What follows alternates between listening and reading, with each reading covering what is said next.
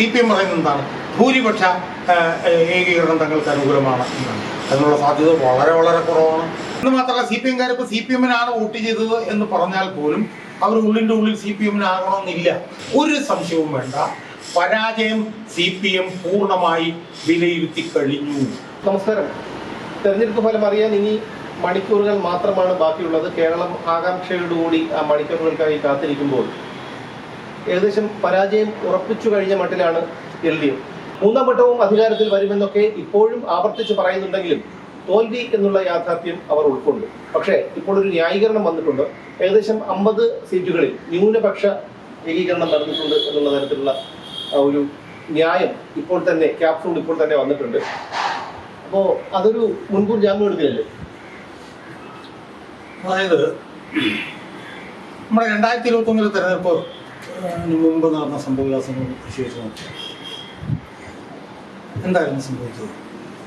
ഇതുപോലെ തന്നെ ഏതാണ്ട് 7-8ഓളം ഏജൻസികൾ നടത്തിയ എക്സിറ്റ് പോളുകൾ ഒന്നൊഴിയാതെ എല്ലാ എക്സിറ്റ് പോളുകളും LDF അനുകൂലമാണ്. നമ്മളിപ്പോൾ എക്സിറ്റ് പോളുകളെ കുറിച്ച് പറയുമ്പോൾ എക്സിറ്റ് പോളുകളെ നമ്മൾ അങ്ങനെ പൂർണ്ണമായും വിശ്വസിക്കേണ്ട കാര്യം ഒന്നുമില്ല. എക്സിറ്റ് പോളുകൾ എന്ന് പറഞ്ഞാൽ എന്താ യഥാർത്ഥത്തിൽ? എക്സിറ്റ് പോളുകൾ എന്ന് പറഞ്ഞു കഴിഞ്ഞാൽ വോട്ട് ചെയ്തിട്ട് നമ്മൾ പോളിംഗ് ബൂത്തിൽ നിന്ന് പുറത്തേക്ക് ഇറങ്ങുമ്പോൾ നമ്മൾ ചോദിക്കും ആർക്കാണ് വോട്ട് ചെയ്യുന്നത്, നമ്മളൊരു മറുപടി കൊടുക്കും. അതിനാണ് എക്സിറ്റ് പോൾ എന്ന് പറയുന്നത്.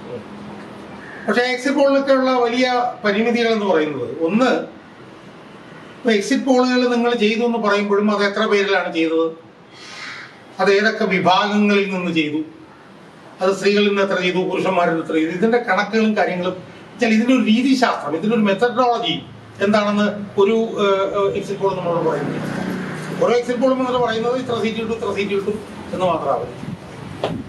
പിന്നെ കേരളത്തിലെ എക്സിറ്റ് പോളിനുള്ള വലിയൊരു പ്രശ്നം എന്താണെന്ന് ചോദിച്ചാൽ, ഈ CPM-കാര് അവരുടെ പ്രിഫറൻസ് പുറത്ത് പറയും. ഇപ്പൊ CPM-കാര് ഇനി എന്ന് മാത്രമല്ല, CPM-കാർ ഇപ്പൊ CPM-നാണ് വോട്ട് ചെയ്തത് എന്ന് പറഞ്ഞാൽ പോലും അവർ ഉള്ളിൻ്റെ ഉള്ളിൽ CPM-നാകണമെന്നില്ല. അത് കേരളത്തിന്റെ എക്സിറ്റ് പോളുകളിൽ വലിയ തോതിലുള്ള ഒരു പ്രശ്നത്തിന് ഇടയാക്കുന്നുണ്ട്. കാരണം എന്താ, കേരളത്തിൽ 35-40% വോട്ട് ബാങ്ക് CPM-നുള്ളതാണ്. ഇപ്പം നമ്മൾ ഈ തെരഞ്ഞെടുപ്പ് തന്നെ എടുത്തു നോക്കും. ഈ തെരഞ്ഞെടുപ്പിൽ ഒരുപക്ഷെ പിന്നെ വടക്കൻ മലബാറിൽ അല്ലെങ്കിൽ മതസമുദായങ്ങളിലൊക്കെ പെടുന്നവർ അവരാർക്കാണ് വോട്ട് ചെയ്തത് എന്നുള്ളത് കൃത്യമായിട്ട് അവർ പറയും. പക്ഷെ CPM-ന്റെ അണികൾ ഒരു കാരണവശാലും ഒന്നുകിൽ അവർ പറയില്ല, രണ്ട്, അവർ CPM-നാണ് വോട്ട് ചെയ്തത് എന്ന് പറഞ്ഞാൽ പോലും ഉള്ളിൽ അവർ CPM-നായിരിക്കില്ല വോട്ട് ചെയ്തത്.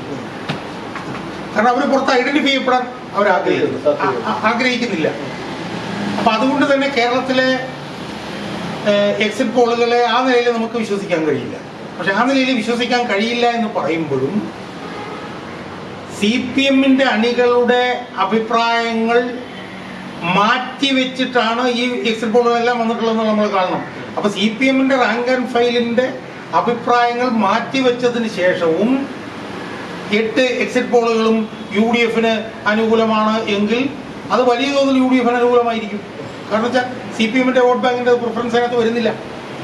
CPM-ന്റെ വോട്ട് ബാങ്കിന്റെ പ്രിഫറൻസ് CPM-നെതിരായിരിക്കും നമുക്ക് ഉറപ്പാണ്. പക്ഷെ ഇവിടെ CPM-ന്റെ വോട്ട് ബാങ്കിന്റെ പ്രിഫറൻസ് പുറത്ത് വരാതിരുന്നിട്ടും എക്സിറ്റ് പോളുകൾ മുഴുവൻ UDF-ന് അനുകൂലമാണ് എന്ന് പറഞ്ഞാൽ അത് ക്ലിയർ അല്ലേ? അപ്പം ആ പശ്ചാത്തലത്തിൽ വേണം നമ്മൾ CPM-ന്റെ ഇപ്പൊ ഈ അവസാനം വന്നിരിക്കുന്ന ഈ ഒരു വിശകലനമുണ്ടല്ലോ, 50 മണ്ഡലങ്ങളിൽ ന്യൂനപക്ഷ ഏകീകരണം നടന്നിരിക്കുന്നു. അതായത് 140 മണ്ഡലങ്ങളിൽ 50 മണ്ഡലങ്ങളിൽ ന്യൂനപക്ഷ ഏകീകരണം. ആ ന്യൂനപക്ഷ ഏകീകരണം 2 തരത്തിൽ നടന്നിട്ടാണ് പറയുന്നത്, ഹിന്ദുക്കളുടെ, മുസ്ലിങ്ങളുടെയും ക്രിസ്ത്യാനികളുടെയും. എന്നാൽ ഭൂരിപക്ഷ ഏകീകരണം തങ്ങൾക്ക് അനുകൂലമായിട്ടാണ് നടന്നിരിക്കുന്നത് എന്നൊക്കെയുള്ള വാദമുഖങ്ങളാണ് ഇപ്പോൾ. 2 ജനകീയ MLA-മാരുണ്ട്, 10-15 പേര്. അവരെന്ത് കൊടുങ്കാറ്റ് വന്നു കഴിഞ്ഞാലും അവർ ആ കൊടുങ്കാറ്റിനെല്ലാം അതിജീവിച്ച് അവർ വിജയിക്കും എന്നൊക്കെ. ഇപ്പം എന്തായാലും ഒരു കാര്യം ഉറപ്പായി, 50 മണ്ഡലങ്ങളിൽ ന്യൂനപക്ഷ ഏകീകരണം നടന്നിരിക്കും. അപ്പം 140-ൽ നിന്ന് 50 പോയാൽ പിന്നെ 90 അല്ലേ? 50 ആ 90 മണ്ഡലങ്ങളിൽ തന്നെ CPM പറയുന്നത് എന്താണ്? ഭൂരിപക്ഷ ഏകീകരണം തങ്ങൾക്ക് അനുകൂലമാണ് എന്നാണ്. അതിനുള്ള സാധ്യത വളരെ വളരെ കുറവാണ്. കാരണം ഭൂരിപക്ഷ വോട്ട് ബാങ്ക് രണ്ട് തരത്തിൽ LDF-നെതിരാവാൻ സാധ്യതയുണ്ടെന്നുള്ളത് ആണ് പൊതുബോധ്യം. ഒന്ന് ഭൂരിപക്ഷ വോട്ട് ബാങ്ക് ശബരിമല കൊള്ളയുമായി ബന്ധപ്പെട്ടുകൊണ്ട് CPM-ന് എതിരാണ് എന്നുള്ളത് ഉണ്ട്. ഇപ്പൊ ശബരിമല കൊള്ള ഇല്ലായിരുന്നുവെങ്കിൽ ഒരുപക്ഷെ ന്യൂനപക്ഷ ഏകീകരണം UDF-നാണെന്നുള്ളത് കൊണ്ട് ഭൂരിപക്ഷ ഏകീകരണം CPM-നാണെന്ന് വേണം പറയാൻ. പക്ഷെ ശബരിമല കൊള്ള ഒരു പ്രധാനപ്പെട്ട വിഷയം. ശബരിമല കൊള്ള കാരണം ഭൂരിപക്ഷ വോട്ടുകൾ വലിയ തോതിൽ CPM-ന് നഷ്ടപ്പെട്ടു എന്നുള്ളത് പഞ്ചായത്ത് തെരഞ്ഞെടുപ്പിൽ തന്നെ നമ്മൾ കണ്ടതാണ്. പഞ്ചായത്ത് തെരഞ്ഞെടുപ്പ് കഴിഞ്ഞ് 117 ദിവസം കഴിഞ്ഞിട്ടാണ് നിയമസഭാ തെരഞ്ഞെടുപ്പ് വരുന്നത്. പഞ്ചായത്ത് തെരഞ്ഞെടുപ്പ് കഴിഞ്ഞിട്ട് 117 ദിവസത്തിനിടയിൽ ഇടതുപക്ഷത്തിന് എതിരായിട്ട് എന്തെങ്കിലും വന്നിട്ടുണ്ടെങ്കിലേ ഉള്ളൂ, അനുകൂലമായിട്ട് ഒരു ചുക്കും നടന്നിട്ടില്ല. രണ്ട്, CPM-ന്റെ ഭൂരിപക്ഷ വോട്ട് ബാങ്കിൽ ഏതാണ്ട് 80-60%, 70% CPM അണികളാണ് എന്ന് നമ്മൾ മനസ്സിലാക്കി. ആ CPM അണികളുടെ ഇടയിൽ ഉണ്ടായിട്ടുള്ള വിള്ളൽ CPM-നെതിരാണെന്നുള്ളത് വ്യക്തമല്ലേ? അതല്ലേ കുഞ്ഞികൃഷ്ണനും TK ഗോവിന്ദനും PK ശശിയും പിന്നെ G സുധാകരനും ഉൾപ്പെടെ കാണിക്കുന്നത്. അപ്പൊ സ്വാഭാവികമായും ഈ ന്യൂനപക്ഷ വിഭാഗങ്ങളിൽ UDF-ന് അനുകൂലമായി വന്നിരിക്കുന്ന ഏകീകരണത്തോടൊപ്പം CPM-ന്റെ വോട്ട് ബാങ്കിൽ ഒരു 5% ഏകീകരണം പിന്നെ UDF-ന് അനുകൂലമായിട്ട് വന്നിട്ടുണ്ടെങ്കിൽ തന്നെ CPM-ന്റെ ആ പീസ് നോക്കിയിട്ടില്ല. അപ്പോൾ ഇതിൽ നമ്മൾ മനസ്സിലാക്കേണ്ടതാണ് 50% മണ്ഡലങ്ങളിൽ ഏകീകരണം UDF-ന് അനുകൂലമായി നടന്നിട്ടുണ്ട് എന്ന് CPM വിലയിരുത്തിയിട്ടുണ്ടെങ്കിൽ ഒരു സംശയവും വേണ്ട, പരാജയം CPM പൂർണ്ണമായി വിലയിരുത്തി കഴിഞ്ഞു എന്നുള്ളത്. ഇനിയിപ്പോ CPM പറയുന്നതാ 55 മണ്ഡലങ്ങളിൽ തങ്ങളുടെ ജനകീയ MLA-മാർ കൊടുങ്കാറ്റിനെ അതിജീവിക്കും എന്നുള്ളത്. അതിന് വളരെ സാധ്യത കുറവാണ്. കാരണം എന്താണ്? ഇതിനേക്കാൾ ജനകീയമായിട്ടുള്ള 100 കണക്കിന് ജനപ്രതിനിധികൾ തദ്ദേശ സ്വയംഭരണ മേഖലയിലുണ്ടായിരുന്നു. ഇപ്പൊ പഞ്ചായത്തുകൾ തന്നെ 1000 ചില്ലാനം പഞ്ചായത്തുകളിൽ 700 ചില്ലാനം പഞ്ചായത്തുകൾ CPM-ൻ്റെതായിരുന്നു. ആ മണ്ഡലങ്ങളിലെ ആ പഞ്ചായത്തുകളിലെ മുഴുവൻ ജനപ്രതിനിധികൾ ദൈനംദിനം ജനങ്ങളുമായിട്ട് ഇടപെട്ടുകൊണ്ടിരുന്നതാണ്. അവിടെയൊക്കെ ജനങ്ങൾ തോറ്റും. അവിടെ ഇപ്പൊ 1000 ചില്ലാനം പഞ്ചായത്തിൽ 600 ചില്ലാനം UDF-നാണ്. അവിടെ 2020 തെരഞ്ഞെടുപ്പിൽ പിന്നെ 2 ജില്ലാ പഞ്ചായത്താണ് അവർക്കുണ്ടായിരുന്നെങ്കിൽ ഇപ്പൊ 7 ജില്ലാ പഞ്ചായത്ത് അവർക്കുണ്ട്. കോർപ്പറേഷനുകൾ ഒരെണ്ണം മറ്റോ ഉണ്ടായിരുന്നുള്ളൂ, ഇപ്പൊ 4 UDF-നുണ്ട്. അപ്പം അത് കാണിക്കുന്ന എന്താണെന്ന് വെച്ച് കഴിഞ്ഞാൽ ജനകീയ MLA-മാർക്കൊന്നും ഈ ഒരു തരംഗത്തെ തടഞ്ഞു നിർത്താൻ കഴിയില്ല. ഇനി ജനകീയ MLA-മാരെ തടഞ്ഞു നിർത്തുന്നായിരുന്നെങ്കിൽ 2016 ഉമ്മൻചാണ്ടിയുടെ ഭരണകാലത്ത് ഒരു 40-40 ജനകീയ MLA-മാരുണ്ടായിരുന്നു.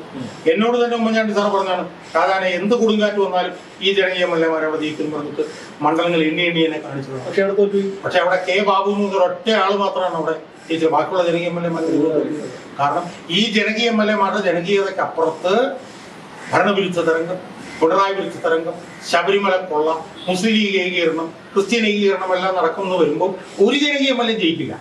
അപ്പൊ ഈ CPM-ന്റെ ഈ 48 മണിക്കൂറിന് മുമ്പുള്ള വിശകലനത്തിൽ നിന്ന് നമുക്ക് മനസ്സിലാക്കാൻ കഴിയുന്നത് CPM അല്ലെങ്കിൽ LDF തോൽക്കും, സാമാന്യം നന്നായി തോൽക്കും എന്ന് CPM തന്നെ വിലയിരുത്തിയിട്ടുള്ളതുകൊണ്ടാണ്. ഇത് മുഖ്യമന്ത്രിയായിരുന്ന പിണറായി വിജയൻ ഉൾപ്പെടെ മനസ്സിലായിരുന്നതുകൊണ്ടാണ് പിണറായി വിജയൻ കഴിഞ്ഞ ദിവസം തിരുവനന്തപുരത്തോട് വിട പറഞ്ഞ് മകളുമായി തിരുവനന്തപുരം വിട്ട് പോയത് എന്ന് വിലയിരുത്തുന്നു. LDF ഇനി തിരിച്ചു വരില്ലെന്നും ഭരണം നഷ്ടപ്പെട്ടെന്നും കേരള സമൂഹം നേരത്തെ തന്നെ മനസ്സിലാക്കി കഴിഞ്ഞു. അത് മുതിർന്ന നേതാക്കൾക്ക് ഉൾപ്പെടെയുള്ള ആൾക്കാർക്ക്, LDF-ന്റെ ആൾക്കാർക്ക് അറിയാമായിരുന്നു. പക്ഷെ എന്നിട്ടും അവർ ന്യായീകരിച്ച് പിടിച്ചു നിന്നു. പക്ഷെ ഇനി പലമുറൻ മണിക്കൂറുകൾ മാത്രം ബാക്കി ശേഷിക്കെ ഇപ്പോൾ പുതിയ ന്യായീകരണവുമായി വന്നിട്ടുള്ളത് ന്യൂനപക്ഷ ഏകീകരണം 50 സീറ്റുകളിൽ നടന്നിട്ടുണ്ട് എന്നുള്ളതാണ്. അത് വെറും ഒരു ന്യായീകരണ ക്യാപ്സൂൾ മാത്രമാണ് എന്ന് കേരള സമൂഹത്തിന് നന്നായി അറിയാം.